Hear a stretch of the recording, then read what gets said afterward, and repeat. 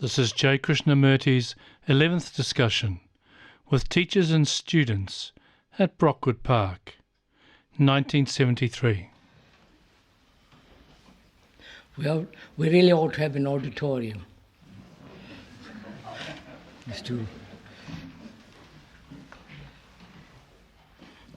Shall we go on with what we were talking about the other day?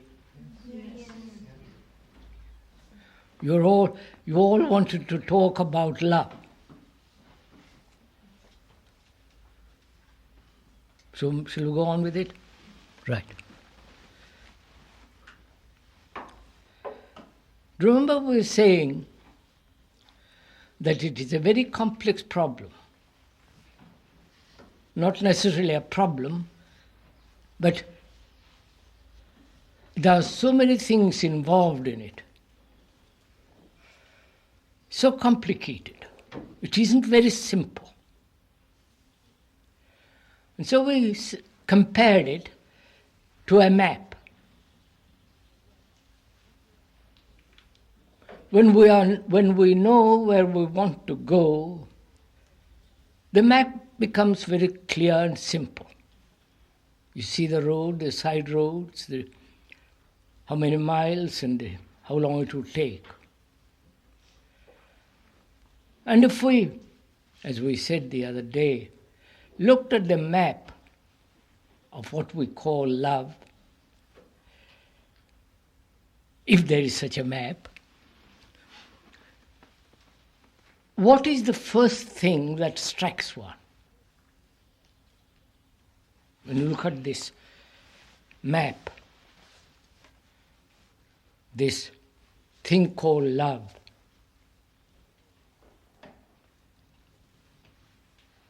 with all its intricacies, subtleties, with its suffering, sex, pleasure, the antagonisms, the dependency,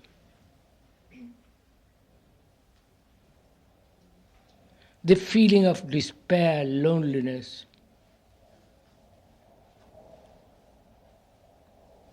the sense of not being loved and desiring to love. All those things are involved in it. And what is the first thing that strikes one when you look at this thing? You all agreed, if I remember, that the first thing that strikes one is relationship. We all agreed to that, didn't we? We all said that is the thing that strikes one. There can be relationship only between, when there are two people. You can't have relationship with yourself. There must be you and I. And we also said in our discussion, in our dialogue, relationship is one of the most difficult things in life.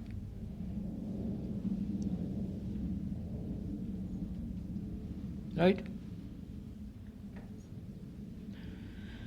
And this relationship is denied when you have an image and I have an image about you and you have an image about me. Right? And these images are built through years or through one day's incident, one day's hurt. You do something to me which hurts me, and I build an image about you. And I do something that pleases you, and you build an image about me. That's right, isn't it? That's clear. And when there are these images, relationship is not possible, is it? said last time it's distorted relationship. Yes, the relationship is distorted. Relationship is not actual, but Through images. That is through an abstraction. And we said, we went into the verbal meaning of the word image.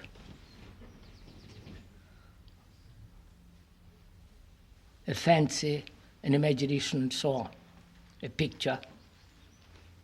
So if I have a picture about you and you have a picture about me, maybe very complex or very simple, then relationship becomes very difficult.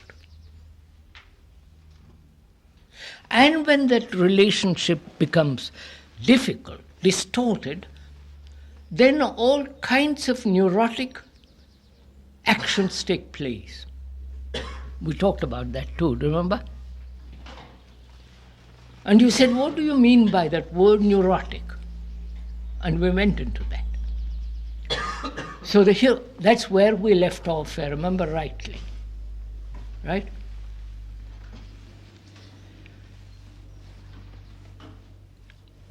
So, when we are talking about love, which you want to discuss, not I, so you have to pay attention to it, we have to we have to consider what is relationship.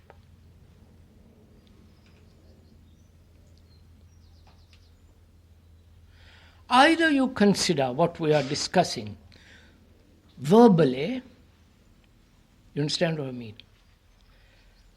Theoretically, abstractly, or you say to yourself, have I an image about another? Directly, factually, not theoretically. Have I an image about you?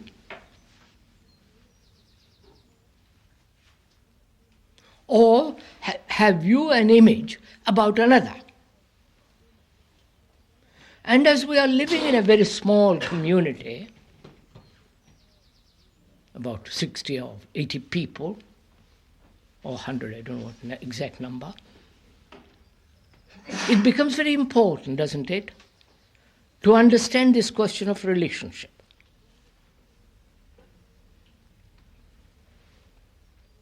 Right, okay? So, have you an image about another?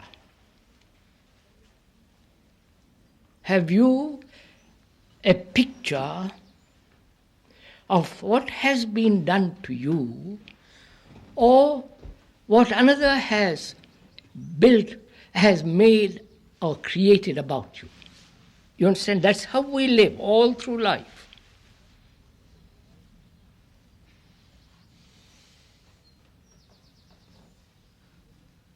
And this relationship of images, whether it be very intimate or slight or not very deep,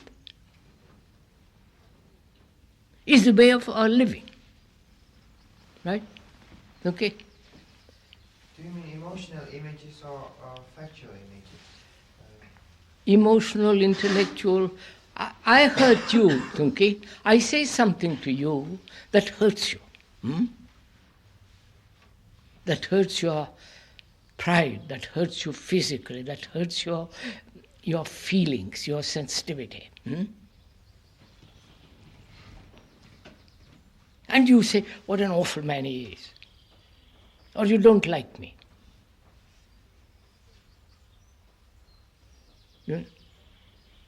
It's all right if we don't meet. We may meet once a year, then you forget. But we are constantly together, as in a community of this kind, then you have no relationship with me and I have no relationship with you. We become antagonistic. I say nasty things about you, and you also do that. I gossip and you gossip about me and you. You.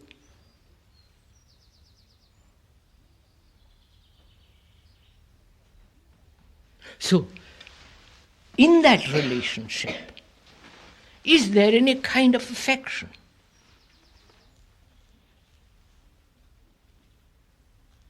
And in that relationship, if I have hurt you, and you keep that hurt,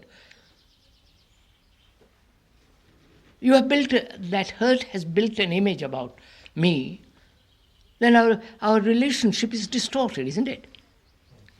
I do things not quite balanced, not quite sane.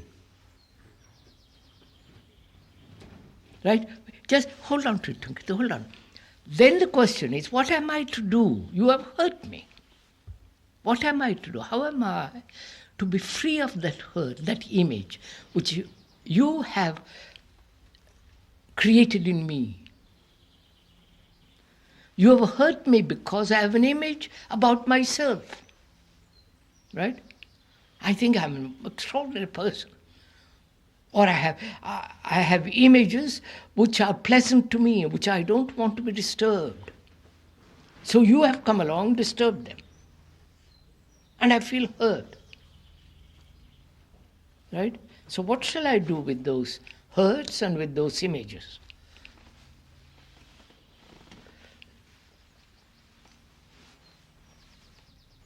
Go on to keep, tell me. Don't go to sleep this morning.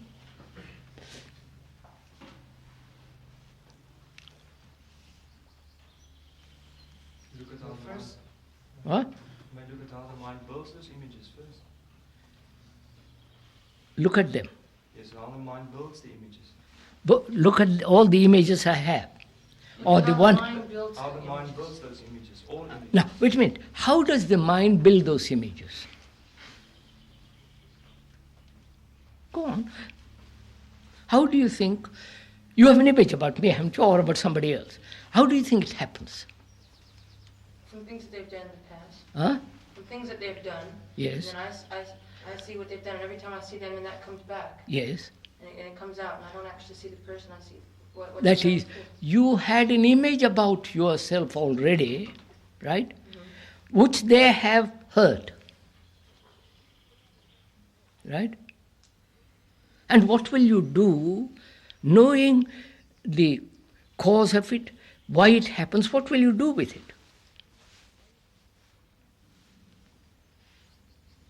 Can you do anything with it, sir? Huh? Can you do anything with We're it? going to find out. I'm asking. We're going to find out.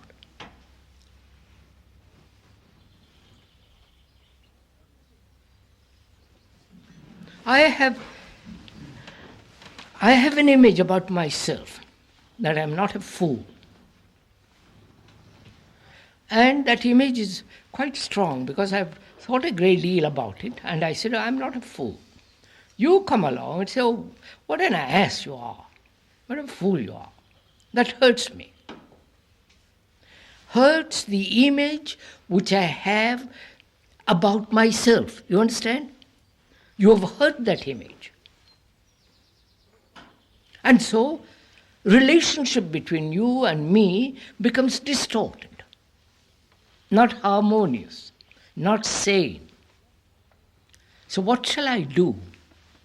Knowing that I have an image about myself, which you have heard, and I know how this image I build up. I build up by comparing myself with you who are much cleverer than me, and therefore I say I'm not so bad as all that. So I built an image about myself, which you heard. Now what shall I do with it? Knowing that if I have to live in a community, whether it is small or large, relationship is the most important thing. What shall I do? So is that I separate from the images? What, sir? Is the I separate from the images? No, wait. First let's begin with that. What shall I do? How shall I be free? How shall the mind be free of the image which I have built, which has been hurt? Well, if somebody calls you a fool, then Huh? find out if you are a fool. I mean, there's no reason why you couldn't be a fool or... I may be a fool, but I don't want to acknowledge it to you because you follow? I have a very good picture of myself. I'm a jolly good fellow and all the rest of it. And you have hurt me. What shall I do?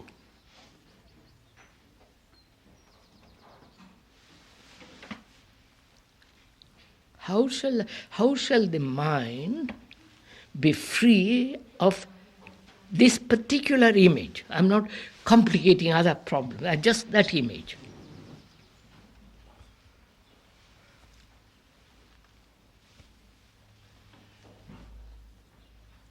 What?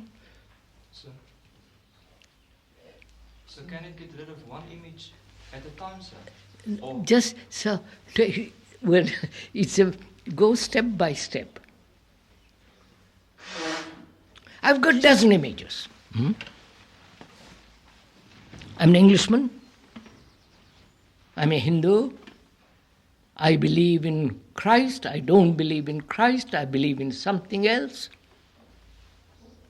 I'm an artist. I'm a writer. I am this. I am that. You follow? I've dozens of images imposed upon me by the society in which, or the culture in which I live, or living in that culture. Not only these images have been imposed upon me, upon this mind, but the mind also creates its own images. So I've got a dozen of them. The mind has got a dozen images. And it also sees very clearly the importance of relationship. Because I want to live sanely, healthily. And if there is a distortion in relationship, neurotic action takes place and insane actions take place. So what shall the mind do? Go on, let's work at it. I wonder, seems you put the setup of if it is this, it is that, but when the person doesn't see that, it's... Of course, when you don't see it, naturally you don't think about images, right? Now, in talking over together, do you see, Tunke, see that you have images? See actually, not say, well, because I told you, therefore I must see images.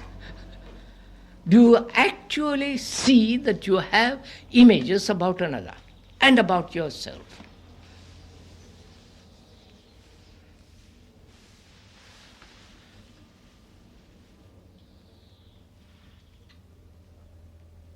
Do you see it clearly? No, not clearly, but it is subtle. It is in certain occasion, then one notices it in an event. Look, not now, I'm asking you now, sitting there this Sunday morning, I'm asking you if you see, if you observe, if you are aware that you have images about somebody.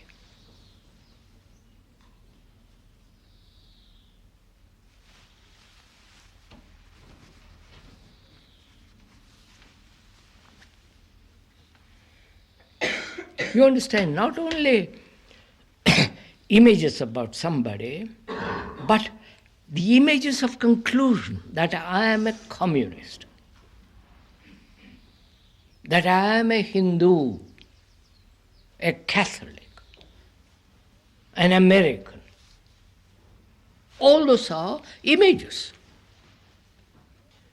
I wonder whether those images acting all the time, or sometimes those images doesn't act. Oh, sometimes they may act, sometimes they may, but I'm asking you, if you are aware, if you see, if you observe the images that you have now,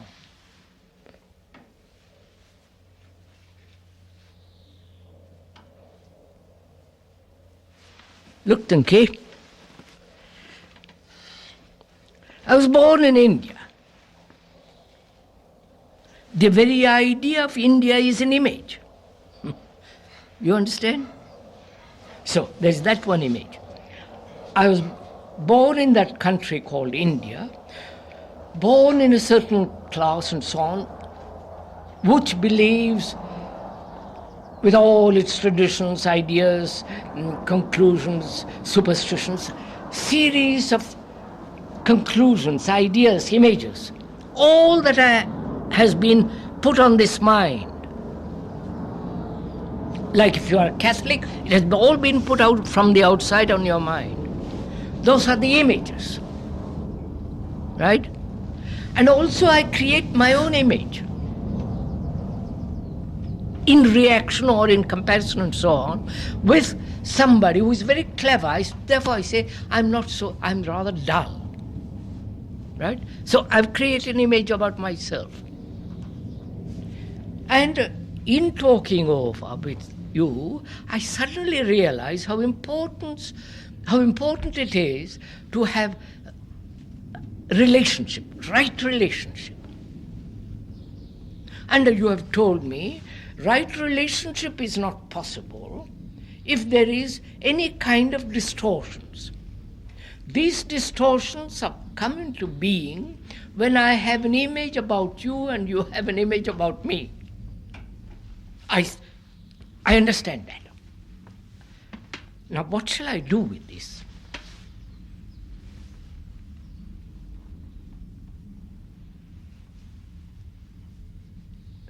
It's a mathematical problem. What shall I do with it? Help me, please.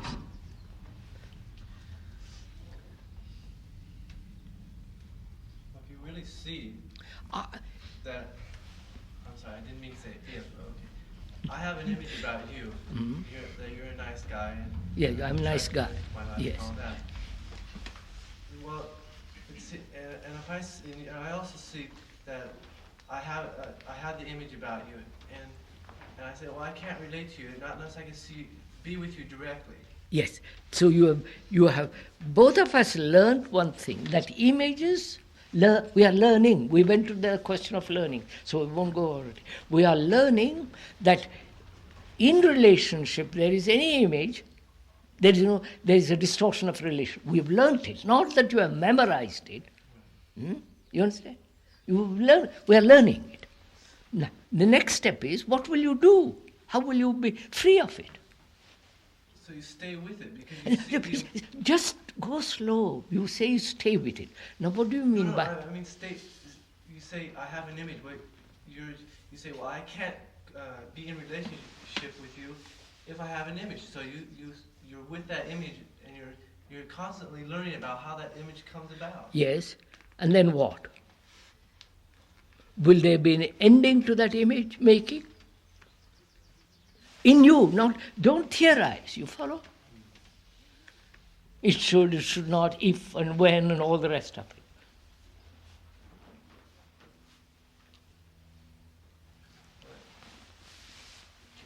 Just a moment. But relationship without image is not then this longing doesn't happen. I mean, What? As we talked last time, where if you love somebody and you have a longing inside you, if there is no images, this feeling of longing or something doesn't happen.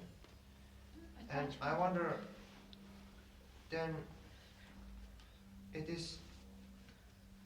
Tunki, let's begin the other way around. What do you think is relationship? What is relationship? As it is usually used by people, it is the relationship of images. Yes. Well, a mixture.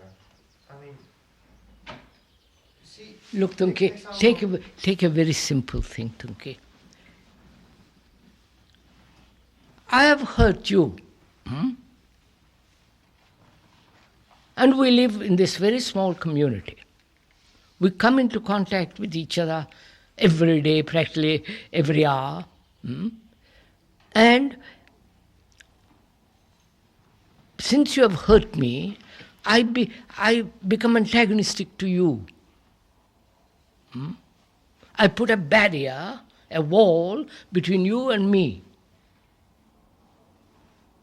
And that creates conflict between us. Right? So I'm asking you, how shall I get rid of that image which has been hurt, the image that has been hurt, which I have made about you, and the image which I have built about myself, which has been hurt? What shall I do? So first of all, one should become aware that you have this image. Tell me what to do. Well,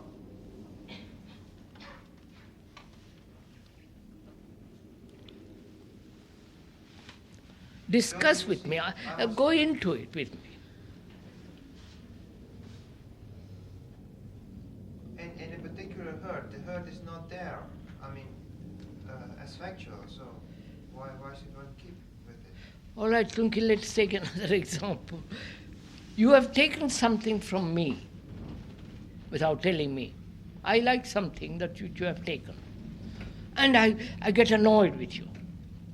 You say, I haven't taken it. So there is you follow? There is the fact that you have taken. I have built an image about you. And I remain, the mind remains with that image. Right?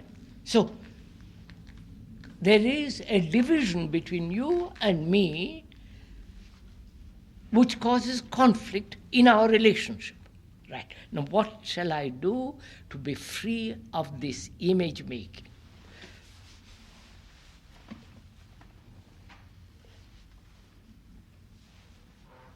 Come on, guys. Go on.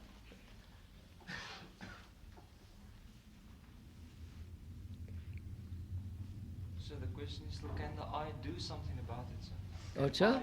Can I do something about it? No, you see, I don't want... See, look, I understand that question very well, but I just want to begin little by little, because you may have read a bit more than the others have.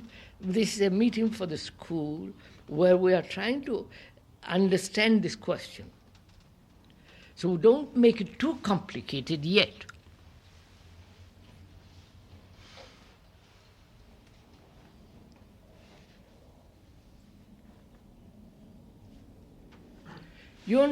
Gregory? An image is a memory. Yes. But we can't forget the fact that you stole my possession. Yes. So I can't see how you can drop.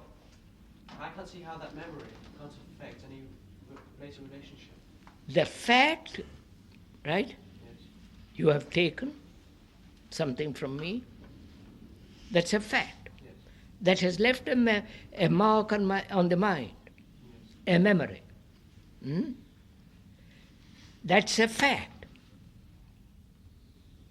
I can't erase it. I can't wipe it away. You have done it. And so it will affect. Wait, take that.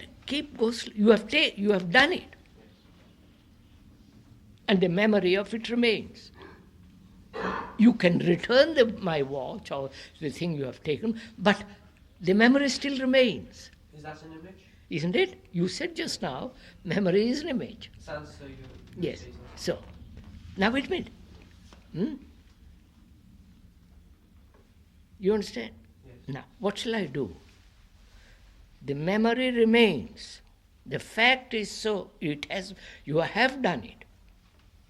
Could you live with the image, but you can't forget it? Huh? You can't forget it. So, could you live with it? Always be sort of receptive and say, well, this person can always change. Yes. That means though the memory remains, your intelligence says, he might have changed. I must try to forget that image. Leave it is a fact, but don't let that interfere. Don't let it affect. Yes, don't let it affect my relationship with me. Can you do that?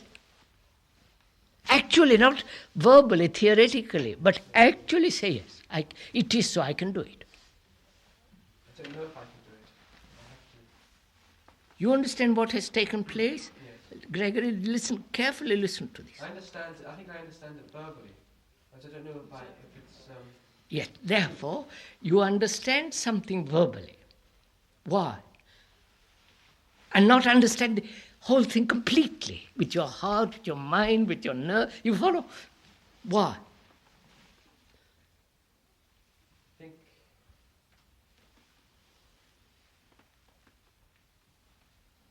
You seem to associate your explanation to a past, to a memory of some other type of relationship or something.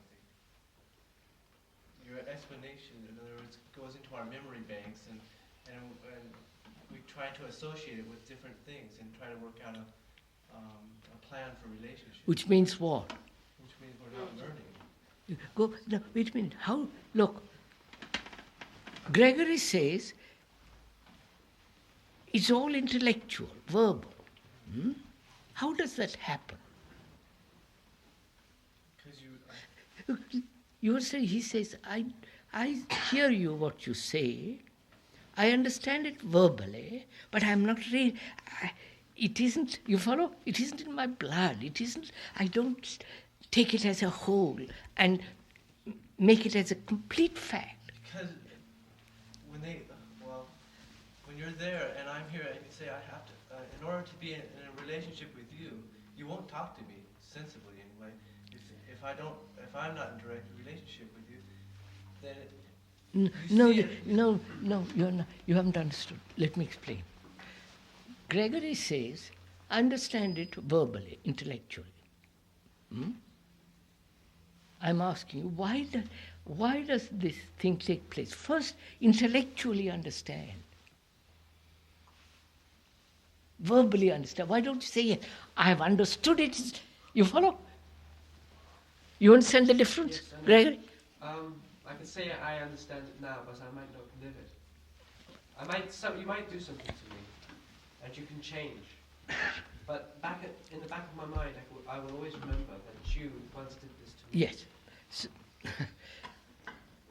why is it that most of us say, I understand what is said intellectually, verbally? Why is that? Why does that take place first? You understand my question, Gregory? Well, because you are the one who posed the question and No, answered it. no. isn't that because you're living in your mind?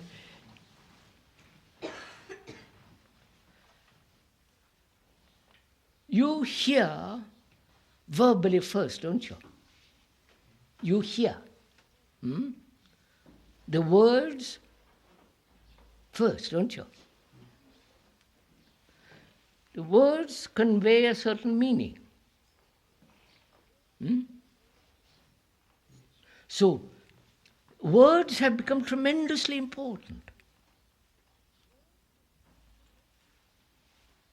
Right? Of course. So you say, yes, I understand the meaning of the word. You don't go deeper into it. You remain there. Right? When you just now said that you understand it verbally, what took place make you say that I understand it verbally? That's all we are asking now, not all the images and all that.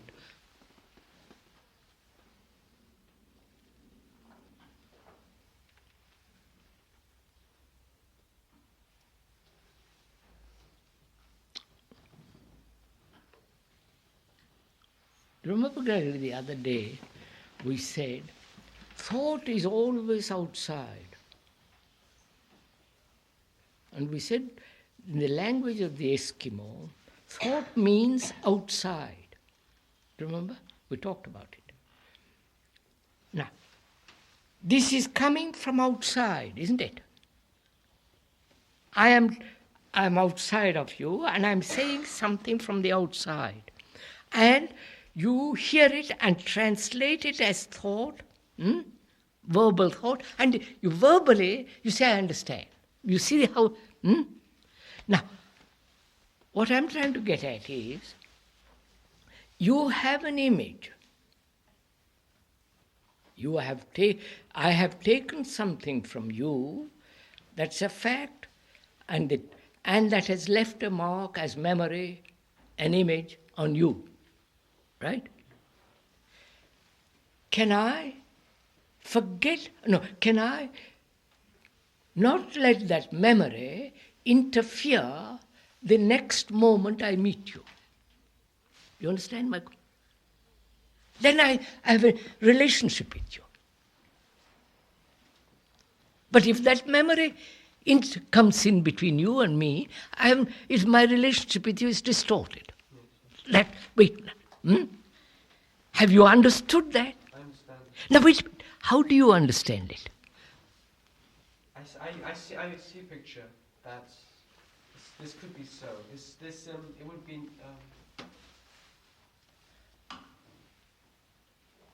I feel that this should be so, but I feel that. Why should it be so?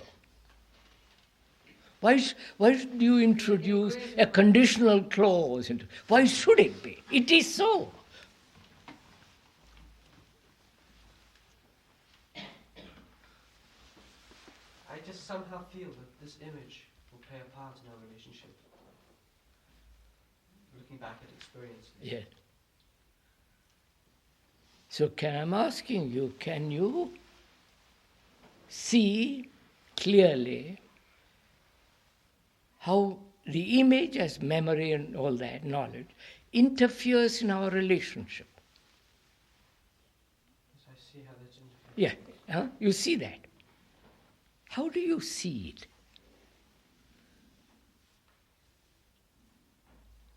When you say, I see it, do you see it as a picture, as a description of a picture? Or do you see it as a fact?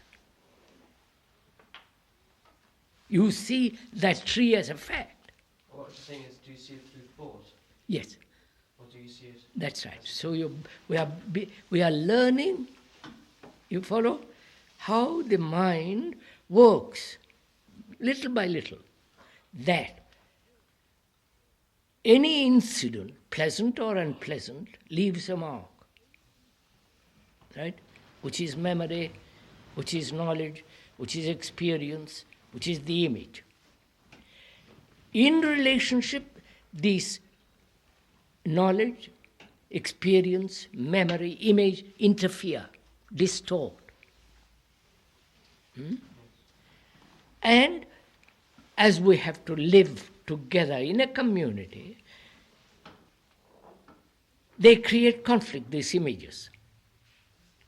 And when there is conflict, there is no affection. Right? Yeah. Now, you tell me that. I don't see it as a picture. I don't say I verbally understand it. Because I hear it, I understand the meaning of words, and I say, yes, that's very clear. But it is not a verbal conclusion. Now, then I say to myself, do I really do this? You follow?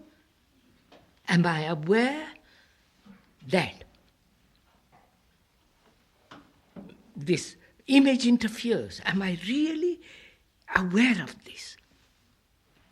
Or am merely on the surface, yes, I understand it verbally.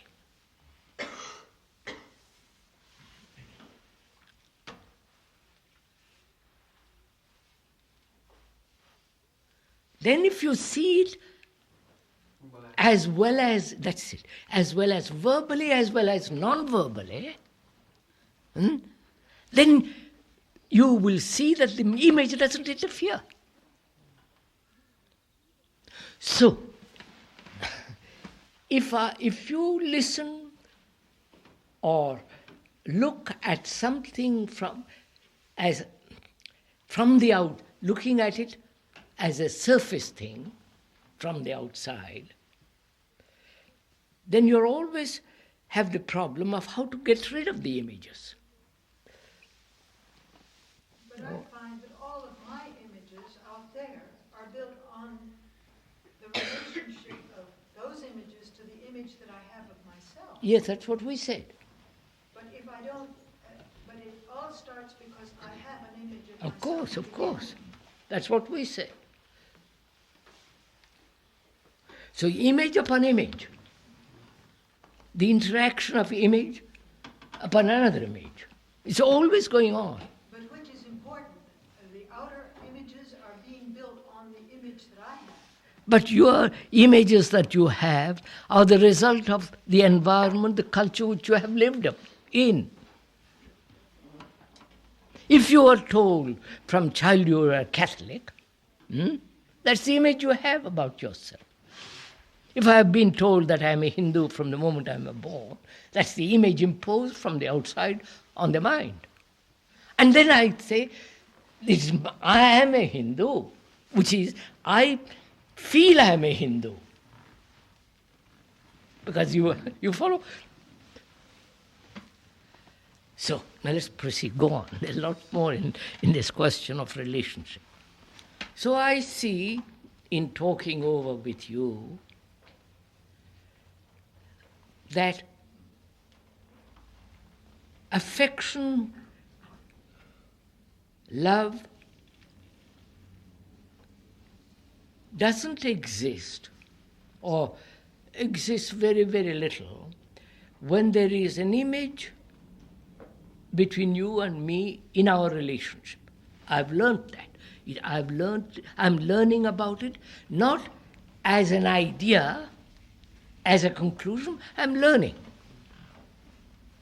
I'm learning as I'm learning how to run a car, and so on. That's one problem. You understand?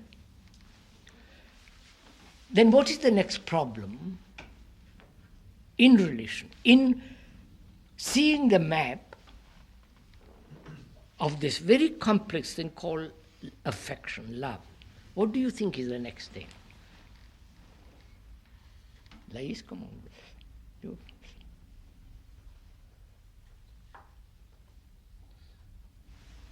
What strikes you? Is it, the next step seems to be to take action. Yes, action. We said that.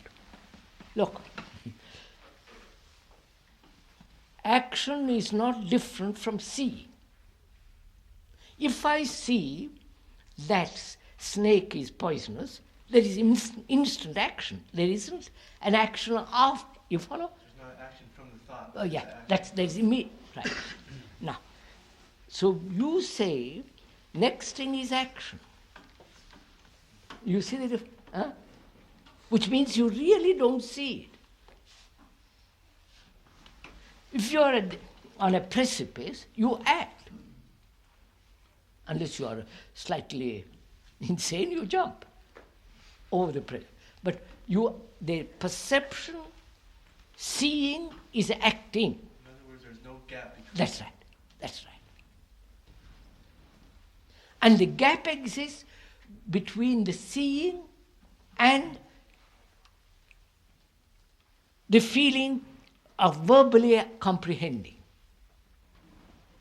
When you see something, say, yes, I understand it verbally. Then from that, how am I to act? But if you see verbally as well as non-verbally, your action is immediate. Oh. Now, what do you think in this relationship is the next thing?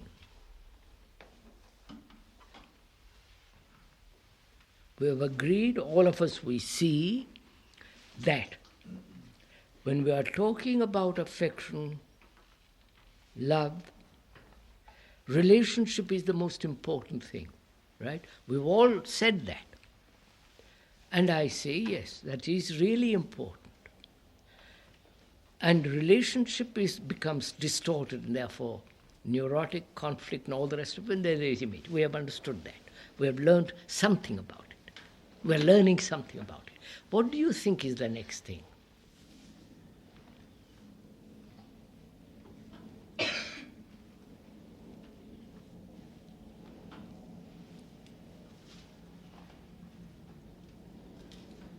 I still couldn't understand about these images. It seems the whole discussion somewhat touched the surface, not Huh? I thought that the discussion seems to touch only the surface. Oh, Tunki says the dialogue, the discussion only touches the problem superficially. Does it? You refer to images, sir. What, sir? You refer to images. I refer to images. He referred to images. So, therefore it's superficial. He said he didn't really feel that we've gone deeply into I see. Tunki says we haven't gone deeply into this question of images. We have just touched the surface of it. Go on, explore it then, Tunki.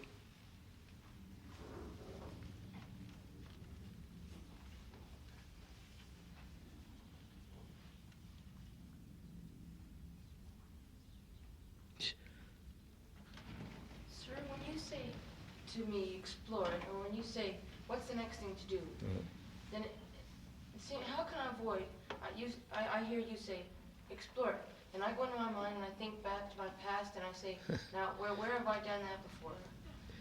How can I Can't you avoid do that? it now? Look, Tunki said just now, you have just touched the surface of it. You haven't gone deeply enough. I say, all right, let's go deeply into it.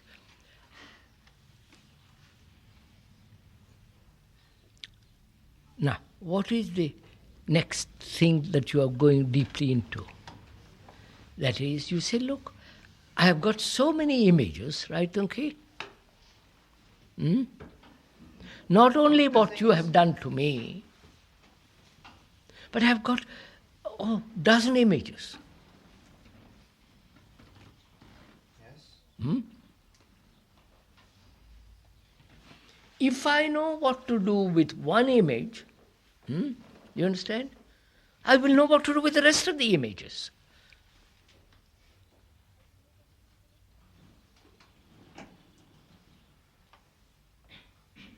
Look, Tunki. Yes, but some image creates problem, but some image doesn't create problem. So I begin to learn that certain memories, are necessary.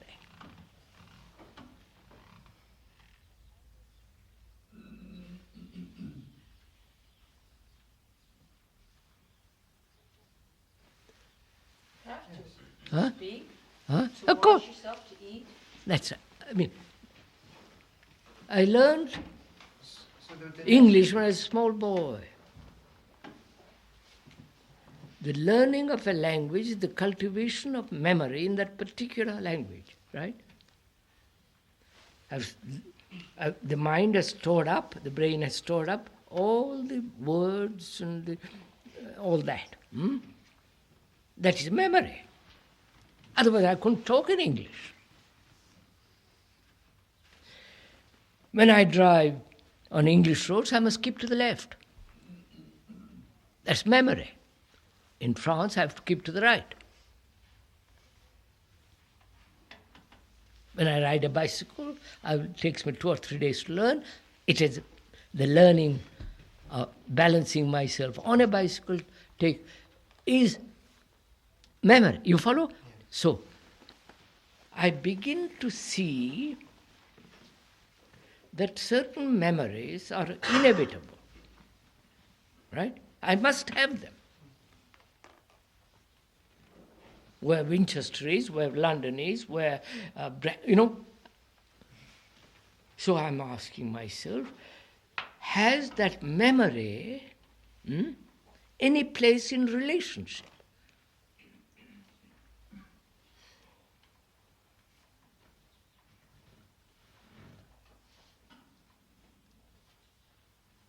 Because I see memory, calling myself a Hindu,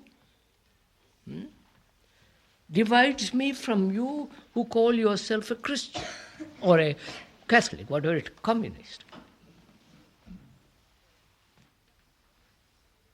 So where there is division, the American and the Vietnam, there must be conflict, a war, right?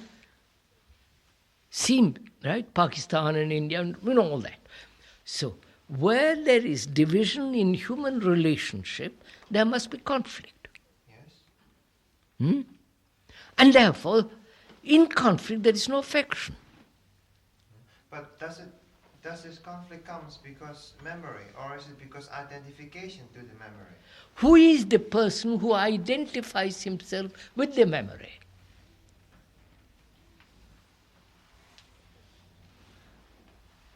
Who is the images you have of yourself.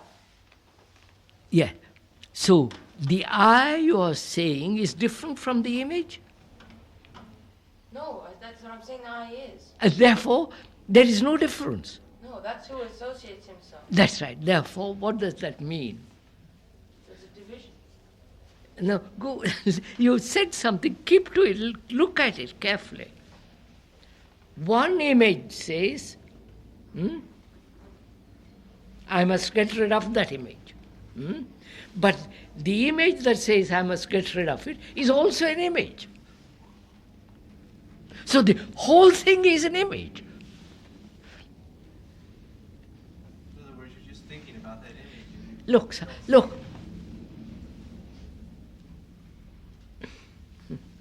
I must get rid of the image. The image itself is thought up, an idea that he is not good.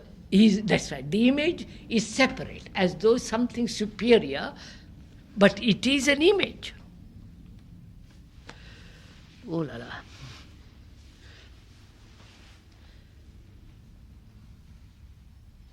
You understand? Huh? I'm not sure you get this right clearly. I wonder why should we consider that as something, an image, as something, we seem to discuss it as something solid, something tangible. But it is. No, I don't call it. We said an image may be an illusion, a fiction, a picture and reality. It has no substance. So look, Tunki, you have heard my picture about myself. Keep to that simple. Then, listening to you, I say I must get rid of that image. Now, who is the I that says I must get rid of it? It is another image, isn't it? It's an image that the image is thought up. Yeah, so it is another image, isn't it? Huh? No, yeah, but first of all, why do I say I must get rid to that image? Because I've heard you say that to have good relationship, there must be no image. Well, is it so? I mean, you have... Well, it is so because you have talked to me, you have explained to me last meeting and this meeting. No, we come again that some image, We said that. Yes. Some images, some memories are necessary. But I asked if images are necessary in relationship. It seems as though the images which cause the trouble are the ones which come from this idea about myself. And who is the myself? Yes. Is that not also a series of images? Yes. You see what the trick we are playing upon ourselves?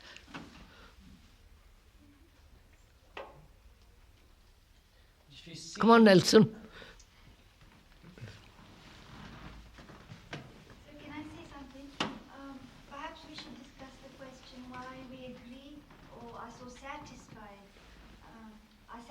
so easily with an intellectual Yes. because we can be satisfied with the explanation as well as with its opposite. Yes.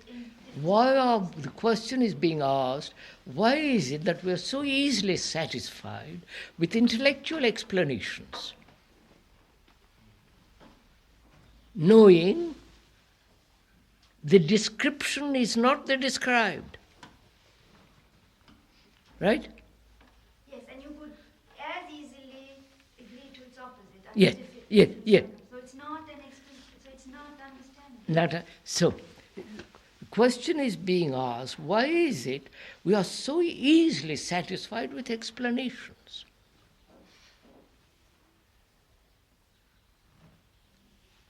Gregory, come on. Why are you satisfied when I describe to you the lovely world that's outside there? Because it suits you. No, yes. You agree? Because it is. Give you comfort. I describe to you what? Now wait a minute. I describe to you how difficult a relationship is when there is an image that I have built about you. That's an explanation. And you accept it. No, we discussed it. Wait a minute. We discussed it. It has taken us 2 days. And then you say, yes, I accept it. But it's still a description. You have accepted a description. There's only a description. Wait, go slow. Or you say, yes, there is no acceptance. Just see it. But listen, there is no acceptance, it is so.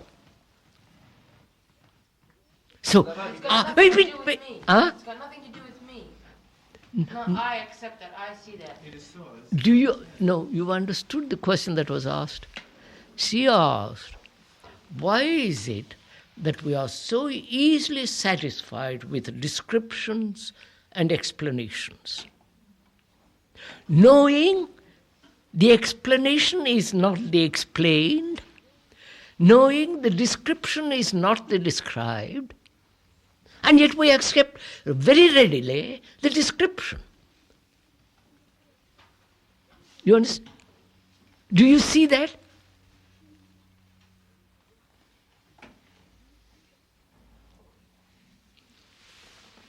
Huh? Do you see it, Lais? That description is quick to, yes, you described it and I accept it. So you are not really concerned with the described, but only with the description, which means you are satisfied verbally. And she said, why is it you do that?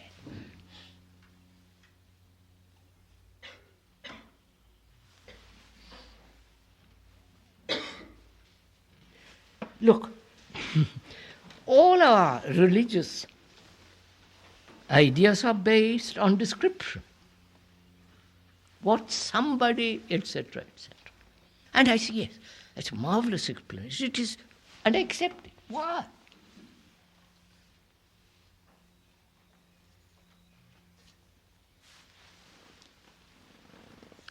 Seems like a security Huh? in our thoughts. Huh? A security in our thoughts. We accept it, it is suggested, because it gives me a sense of security, a sense of certainty. A conclusion. Huh? We're definite. We're not in the air. Floating. Yeah, so that means what? Let's go into it. I accept a description because I don't know the thing described, but I accept the description. And that gives me a great deal of comfort. And I think I can start inquiring from that point. Yes. Big pardon? I can start inquiring further. From that point. But I don't. See what takes place. You have described. I like the description. And if I'm deeply interested, I can investigate from then on. But I don't. I say, yes, that's very comforting. Gives me a sense of, oh, at last I've got something. Though it isn't the real, at least the description is good enough. It's just an image, in other words. Yes, description is good enough, and I'm going to hold to it. I believe in God, right? I don't know what God is, I don't know anything about it, but I like the idea that there is something permanent, something fatherly who's going to look after me, who's going to help me, you follow? I like the idea. So I'm satisfied with the description which may be illusion, and which is an illusion, and I take comfort in that. And I don't investigate any further. Right? Are you doing this? Come back. Don't let's keep at the realm of description. Are you doing this? As far as the students are concerned, there's no necessity to do more. They're doing this every day and they can pass exams with it. But that's to be merely satisfied with words, my Lord. I need food. It's not the description of food. And we're generally satisfied with the description of food. That means you are never hungry. You're following all this?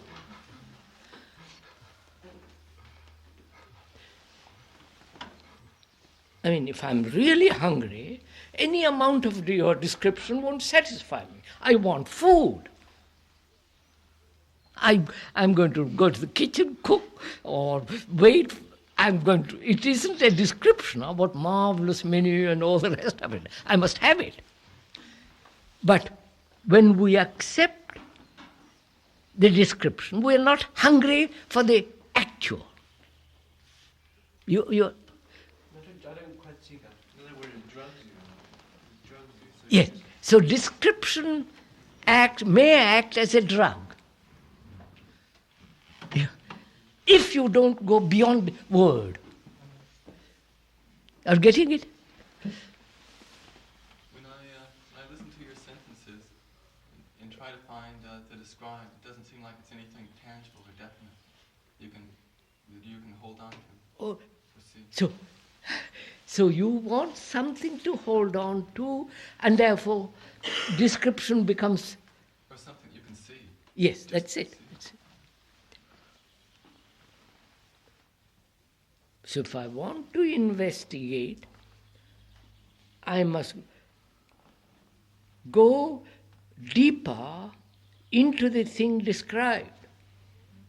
And not say, well, that's good enough, don't go any further.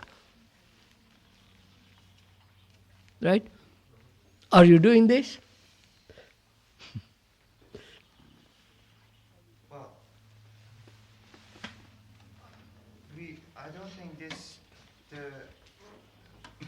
at least speaking for myself, I don't think I accept all what you said. What did I say that you don't accept?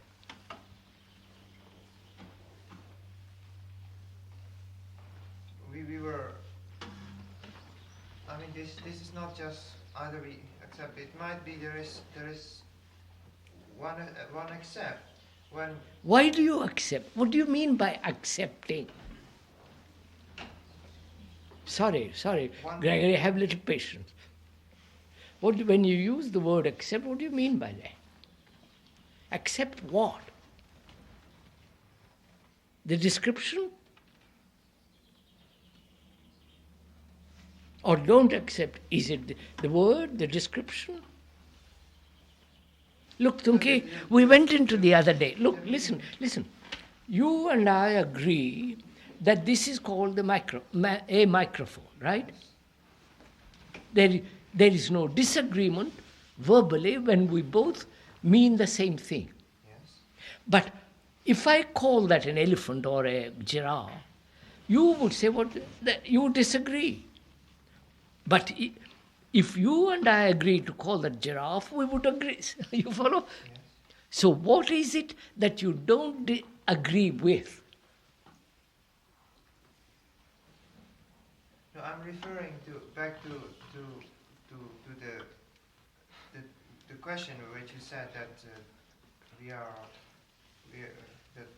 all accepting. I said yes. I said no. No. A question was put. Okay. Why is it that we seem to accept and stay with the description and not go beyond it? That was the question that was asked. I'm asking, are we doing that? I'm asked you that. Are you doing that?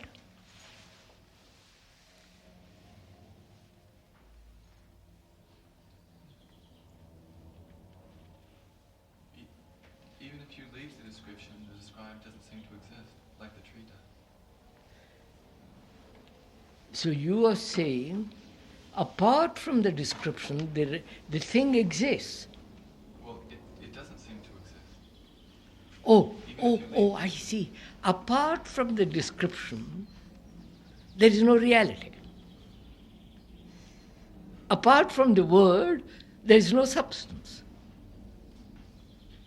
Is that it?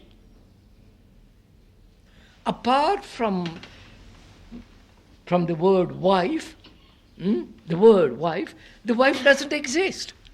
Is that what you're saying?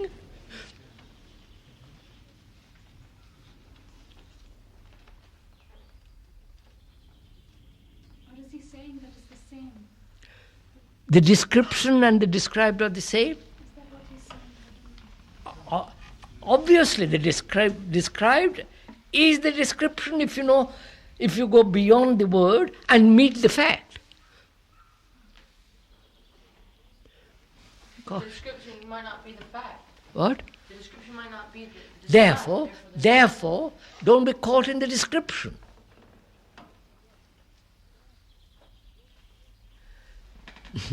You see it? I described to you that there is heaven. There's a beautiful place just beyond those hills, which is a perfect haven, lovely. You sit there and you're lazy. You don't climb the mountain, which is many thousand feet altitude. You say, please, tell me about what's on the other side. I tell you. And you say, yes, marvelous. You accept it. Because you say, my God, it's too much trouble to climb all that height. It means, all kinds of trouble, dangers. At least the description is good enough for me. What does that mean? You are satisfied with the description. Because I like to sit in my chair and never go out of the room or just take a little walk. To find out if there is such a place, you have to get up, climb, look. That means trouble. That means energy.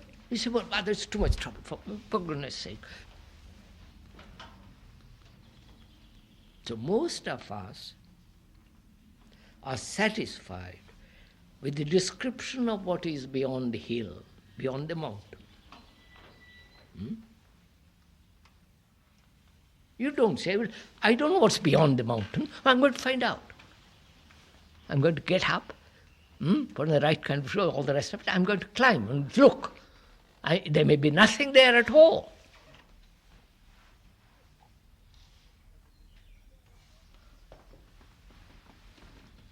So most of us are satisfied with the description because either we are lazy, the description has given so much comfort to us that we don't want to test that description, or that description has brought together a group of people who say we're all working for the description. You follow? And don't disturb that community which lives on description. So there are many reasons why we accept it. We never say, all right, I'm not interested in description. I want to climb, look. I want to find out. Right? Are you doing that? That means description becomes irrelevant. It is. You see, description is merely only a means of communication. We went into that word also, what communication means. So, Tunke said earlier, I disagree with you. I said, what about? Why do you disagree? I haven't said anything that you disagree with. I may not have included a great many things, but I've only stuck to one thing, that in relationship, image distorts or brings friction in relationship between you and me. There's nothing to disagree about. The question is, a recognition of a person, do you consider it as an image? Now wait a minute. You're my brother. I recognize you because you and I have grown up together in the same house. The image I have built about you and you have built about me distorts all that. But I recognize you as my brother. Why? What is implied in recognition? Facts. What? Facts. No. What is the meaning of the word to recognize? Recognition. What does it recognize? What does it mean to you, recognize? The meaning of the word, not what is implied in recognition, the meaning. I met you yesterday, you were introduced to me as Mr. Smith. And since I have met you yesterday, I meet you again today and go, yes, Mr. Smith, how are you? You follow? The recognition has taken place because I met you, or had certain experiences with you, or you have hurt me, or you have pleased me. So I recognize you, which means I have known you before. Right? Obvious. This is simple enough. I have memory of you. So nothing's wrong with that until you... Tunki asked that question. Ask him. There's nothing wrong with that until you... Obviously not. Until you just... I can't say, well, I've never met you, I'm going to meet you again tomorrow.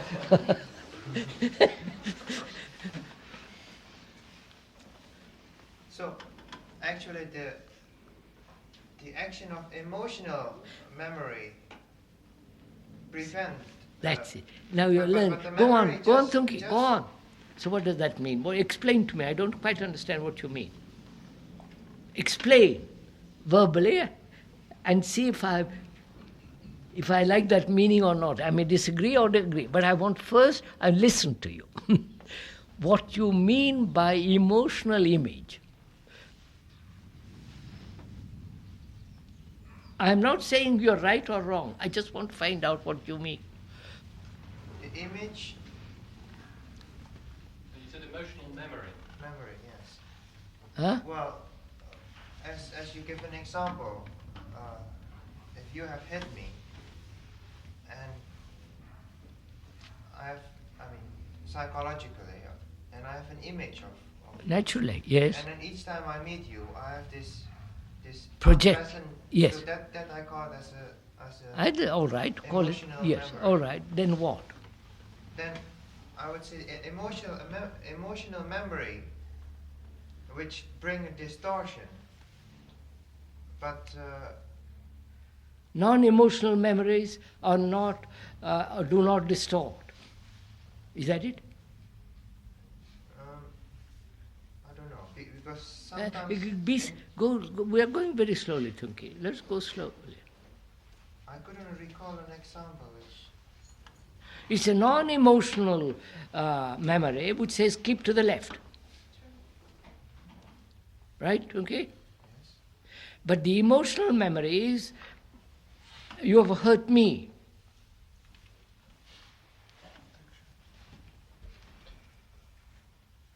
Is that what you mean?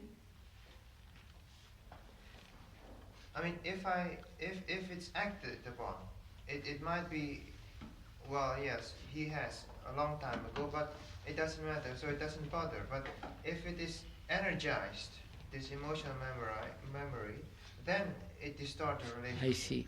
When the emotional memory hasn't got great deal of energy behind it, if there is no great emotion, when there is no great deal of energy in this emotional memory, then it doesn't matter. Moment there is great deal of energy, recent, then that memory distorts. Is that what you're saying? Yes. Then what is there? You said you don't agree. Well, no, just that, because you know what I mean. Well, that's Yeah, we both say we understand each other, but there is no agreement or disagreement. It doesn't matter. Now, what is the next thing? We said, Tunke said, we have just touched the surface of this image formation and in relationship. He said you must go much deeper into it. Right, Tunke? Now, how shall we go more deeply into it? Take all the images that one has. If we see it, we can't go deeper into it. If we see what images are and how they... Then you know how to deal with all the images. You don't need to go any further. So what are we learning from this?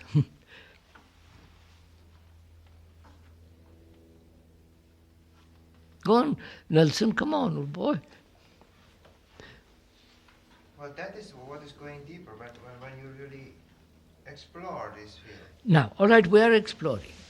I have got the image which I have about you when you have hurt me. I've got the image that I'm a Hindu. I've got the image that I'm a Catholic. I've got an image that I'm a British. I've got an image that I'm an Arab or a Jew or a German or a communist or a social. I've got images, all right? That I'm a great man, that I'm a dull man, that I'm a stupid man. I must be more clever. All that, right? What shall I do? Take one image after another? Huh? So what shall I do? First of all, before I ask that question, are images important?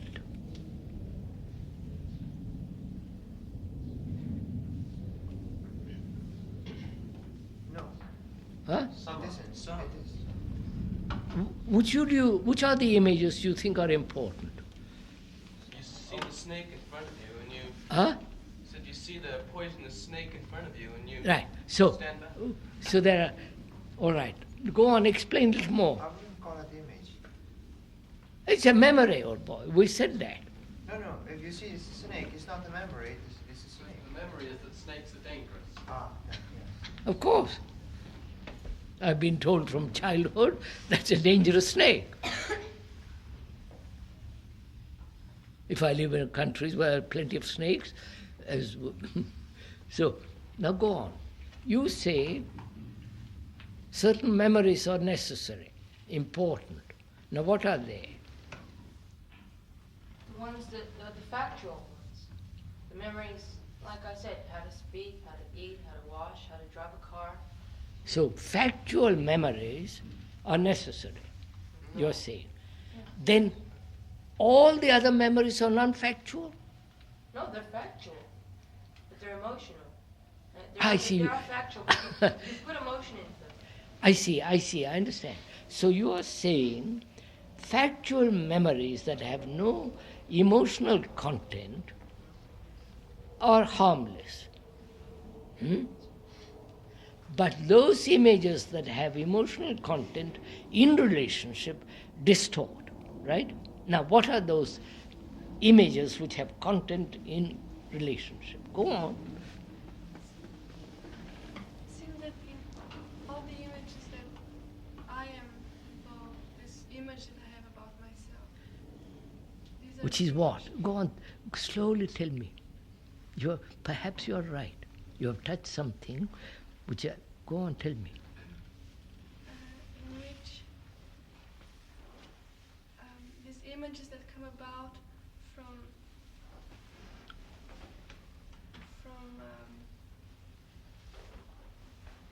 reactions to other people coming from the Are images you, I have about myself. Laisa, are you trying to say that any reaction of the central image as the me, listen carefully, go slow, don't agree too quickly. Are you saying that any reaction of the central image, which is the me,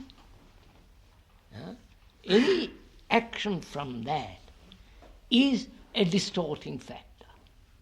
Therefore, in relationship, the me is the destructive factor. You understood? Is that what you're trying to convey? So, wait.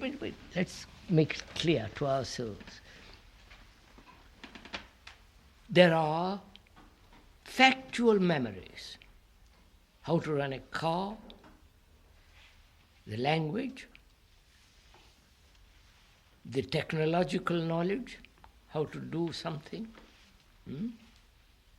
the learning of mathematics, geography, electronics, and so on. There are, and Lai says any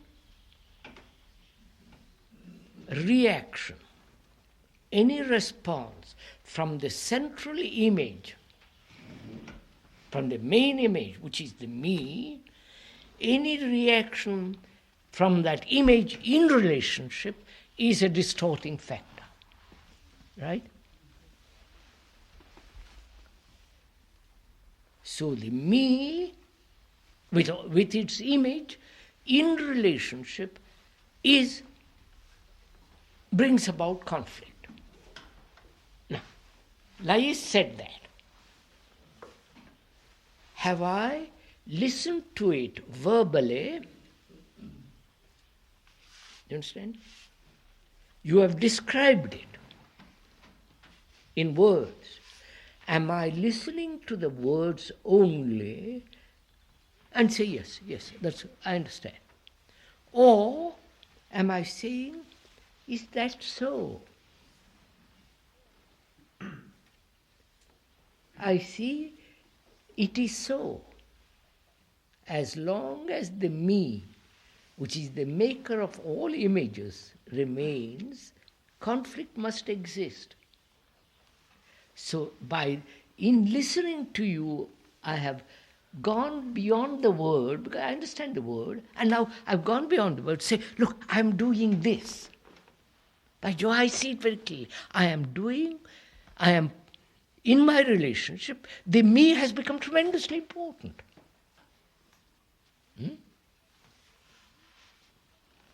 So, the me, which has its own images, are destructive in relationship. But the factual memories, what they are necessary.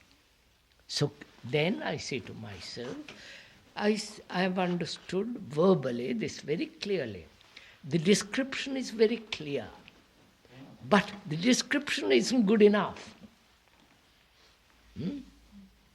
So can I observe the action of the me in relationship? The image, it builds about itself and about another. That is what is important, not the description. Yeah. So I say, all right, you have sufficiently described, put away that. I'm much more interested to see if I'm what is happening. Well, then it will be factual. Then I'm dealing with something which I can come in contact with, not with the description. Description I can never come into contact with. Like my getting up, climbing the mountain, looking over. Then that's the actuality. But if I just sit in my chair and say, yes, thanks so much for describing that lovely scene, and I don't want to climb. That's no meaning. So when we accept your explanation, there can only... Hey, yes, quite. There can only be a reaction and not action. That's it. If you merely accept the description, then there is a reaction to it. But if you see through the description the reality, then there is no, you follow? You are dealing with it. Right. Okay. I wonder what's he meant by the me? Ola. Tunki asks, what do you mean by the me? I mean by the me, listen quiet, my name, which has been given to me, the form, the body, the face, the associations connected with the body, with the name, you understand? The association, it's my house, my book, my wife, my property. I am much cleverer than you. Associations connected with the idea of the me.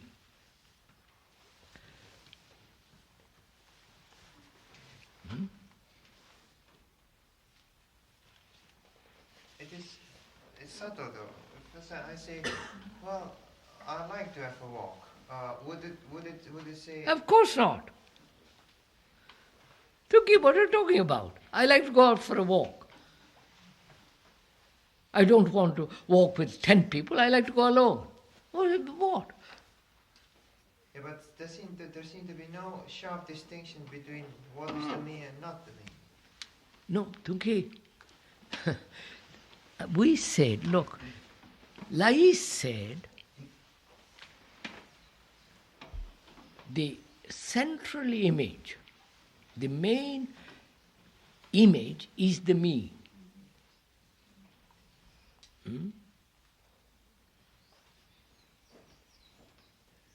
That me has many, many associations. It is the associations that create the me. Being my name, you understand, Tunki? My appearance, which is the form, the house, the quality, the things I've acquired, all those are me. When I identify the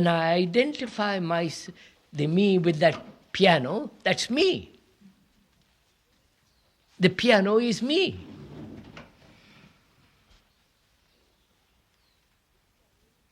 When I identify with the marvelous car which I've got, that's me.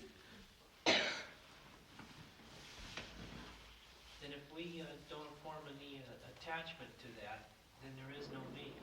That's it. So if there, so I'm learning that where there is attachment, which is, you follow the name, the property, the car, the furniture, the idea, the book I have written, the picture I have painted, the music, etc. As long as there is identification and therefore attachment, the me exists. Right? Then the see what happens. I'm attached to that piano. You come along and break it up. Scratch it. Well, that's it. I quarrel about it. So, through the attachment to a piano, I get hurt. So I say now, how am I not to be hurt? Don't have an attachment to the piano. That's all. That's very easily verbally said. But if you have a bicycle, will you say that? No. So you are satisfied with the description. But that's what I was asking earlier on. How can I not grip onto this description? That's it. That's what the question was put. Why are you satisfied with the description? I think anybody would be gets cross if somebody scratched a piano or chopped down a tree. Yeah, it doesn't matter whether it's your piano or not. I mean, why would somebody scratch a piano? I mean something like that. No, look, no. Somebody take... So isn't this relevant to what Tunki was saying? Because it's not always very clear whether one is attached or not. If somebody cuts down a tree quite insensitively, wouldn't one be a little upset? Of course. But not because it's your tree. It may not be my tree. It's a living thing. You kill an animal, somebody kills an animal. But you said that if you have your piano and somebody scratches it, you get cross. But if you see any piano and you see somebody... Of course. I said when there is attachment, when you identify yourself with... I might not be attached to the other piano. And somebody comes along and scratches it. I would feel, say the beautiful thing, why scratch it? You become cross because there's insensitivity. Yes, that's why that's right.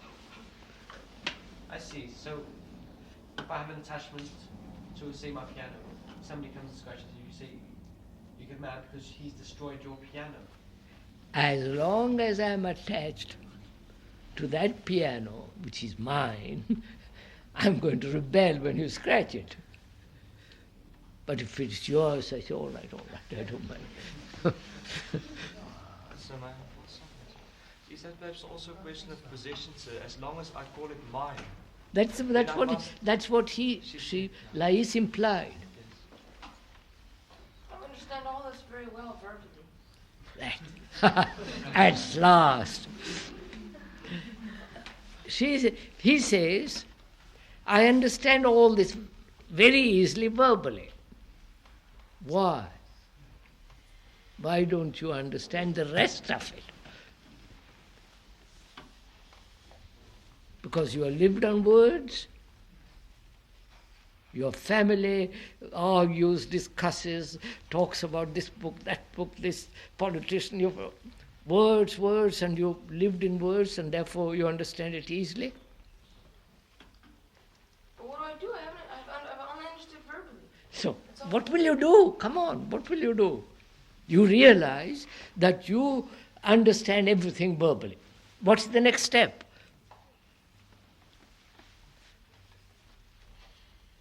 What will you do? Well, I say yes. Huh? Act. What do you mean by action? Well, what's the sense of sitting somewhere and listening to someone say something? No, wait. No. Look. I have listened to you, and I say yes. It's very clear, verbally. Attachment brings pain, scratching a piano. I've listened to you. I've understood it. But I want to go much deeper. I have a piano. I want to see how it affects when you scratch it. I have a tree. That's a tree.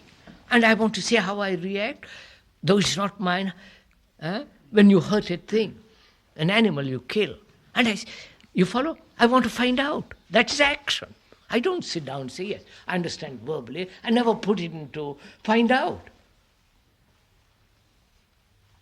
I want to find out if I'm attached to that piano, to you, to the house, to the car, to any tree. I want to find out. I don't sit back and say, well, I live in words. All right, I do want to find out, but where have I gone? I want to find out. Move, find out. If you're attached to those shoes, find out if. Therefore, you begin to find out. You need shoes. You need books. If I come along and tear them, you'll get annoyed. So you begin to learn, don't you? There is action going on. So the difference is the fact that I need shoes, and I've got 100 pairs of shoes, and well, I like all my shoes, and if you come along and take them, I say, well, those are my shoes, I like them. Yeah. But I don't need them. No. So what takes place? So you begin to learn that what you need and what you accumulate.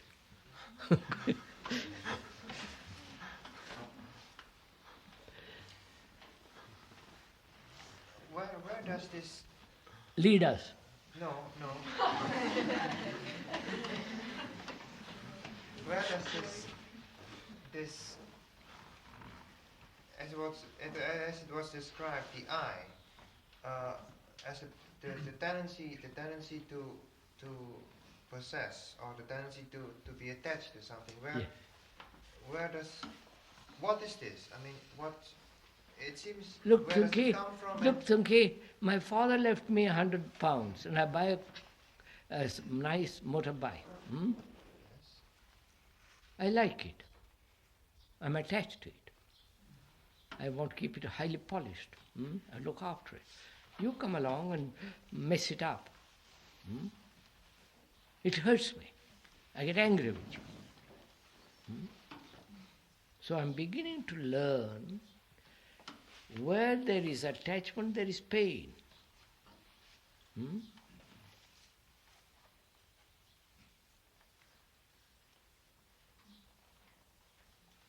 Right, Tunke? Now you've heard that. You've heard it verbally, a description. And you say, yes, quite right. It has nothing to do with me, but it's quite right. I just swallow those words, it sounds very nice.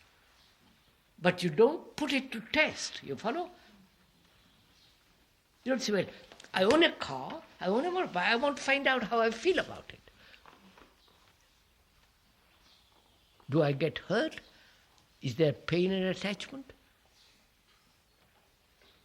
If I have an image about another, does it distort relationship? In that distortion, can there be affection? Can there be love? I want to test it. I don't sit back and say, well, the description is lovely. No, but the question is different. What's the question? I was asking,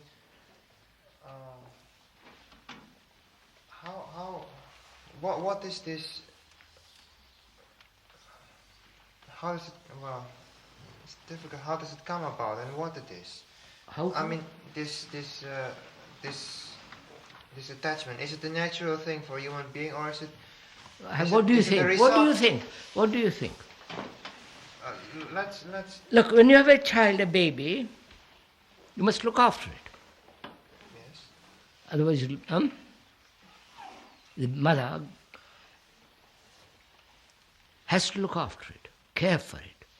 Get up at 2 o'clock or 3 o'clock or 4 o'clock every day or for a night. Great deal of trouble, great deal of care. And through that she gradually gets attached to that child. My son. You follow? Yes. And through education, through the culture it has lived in, it's sent off to Vietnam War and is killed there. And I say, oh my God, my God. You understand, Tunke? That is, I don't do anything about it. I merely suffer not being able to alter.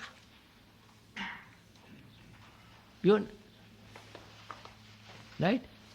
Am I answering your question? Not quite. I want to know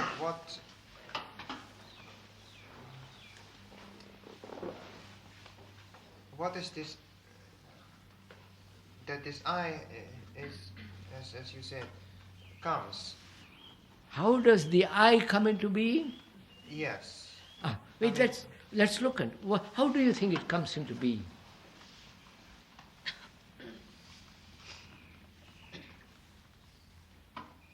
I have two different examples. One is your example, and another one is the example when I take a beautiful sunset, and it remains in my memory, and I want to have it again. Yes. So there's an attachment in there. That is, you see the sunset, you saw the sunset yesterday, it was beautiful, it gave you tremendous pleasure. The beauty, the light, the color, the red, all those extraordinary colors it had. It gave you great delight. And you wanted to repeat it. Right? And you go out there and look again, but it's not the same. And you say, oh, how too bad, there are too many clouds, or there's no clouds, and so you wait another day, and so you want that pleasure repeated. Right? That is a form of attachment to a particular incident. Right? Yes. And when you don't have that incident which is pleasurable repeated, you get angry, you get disappointed, hurt. So there is this this example shows a kind of attachment, and another example, as you said, the piano. Through education. Yes, that's right. So it goes on. Another attachment. Yes. So what is the center issue from these two examples? You want to know in detail the various forms of attachment. Is that it? No. What is the center of all these various? What do you think? I understand. What do you think is the center? Just listen. The sunset gave you pleasure, and you wanted repeated that. I identify with those things which give me pleasure, and I don't identify myself with anything which gives me pain. Is that what you're asking? By the way, what time is it? I think we better stop and continue. Shall we, Tunke? Another day. Is there a talk on Tuesday? Tuesday I've got a meeting, sorry. We'll continue another Friday or something. Replace it. Is that all right? Miss Simonson will talk to her. Is that all right? May I get up?